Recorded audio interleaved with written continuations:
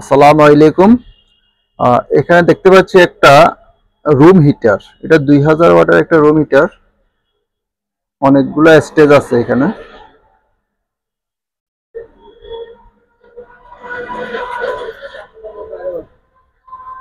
এই রুম হিটারটা চলতেছে না। আমরা দেখবো যে এটা আসলে কি সমস্যা, এটা আমরা একটু খুলে দেখি। এটা হচ্ছে টেম্পারেচার কমানো বাড়ানোর জন্য।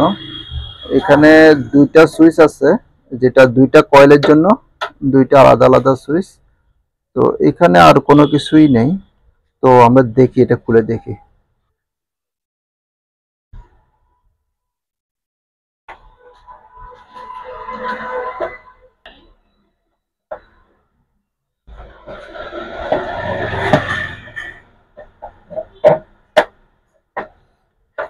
এখানে কি আছে দেখি।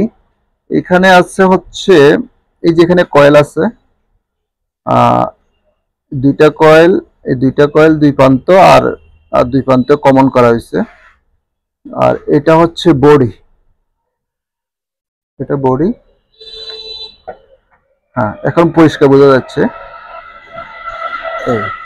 এই এলো দুইটা কয়েল, আর এটা বাকি দুইটা, দুই প্রান্তে যে কমন এটা, আর এটা হচ্ছে আর্থিং। আর এখানে একটা দেখা যাচ্ছে ফিউজ আছে এখানে, থার্মাল ফিউজ। এখানে ওই যে এটা হচ্ছে ভেরিয়েবল, আর এটা সুইচ। আর এখানে আছে যে কানেক্টর, সংযোগগুলা। এখানে আসলে বেশি কিছুই নেই। তো আমার যতটুকু মনে হয় এটাই খারাপ হতে পারে, বাকি এগুলো সব ঠিক আছে, সুইচগুলো ঠিক মতো ফাংশন করছে। তো আমরা এটা দেখি, এটা ঠিক আছে কিনা।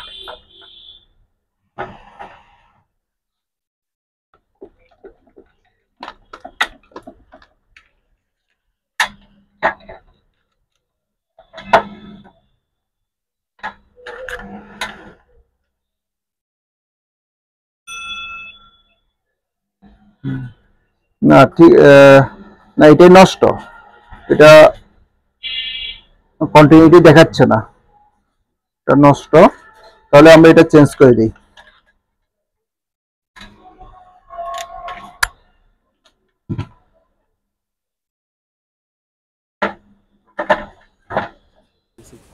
আচ্ছা, ভিডিও যাতে লম্বা না হয় এই জন্য আমরা এটা চেঞ্জ করে ফেললাম।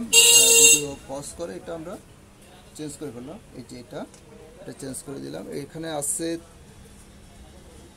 13.5 এম্পিয়ার, 13.5 এম্পিয়ার। তো আমি যেটা লাগাইছি এটা হচ্ছে 15 এম্পিয়ার, কিছুটা বেশি, হুবহু পাওয়া যায়নি। আর একটু বেশি দিলাম যাতে করে এটা একটু টেকসই হয়।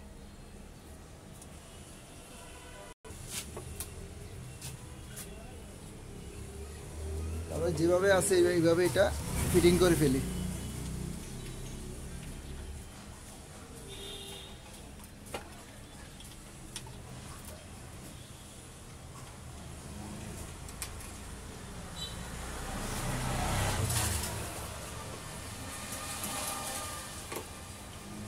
দরকার নেই,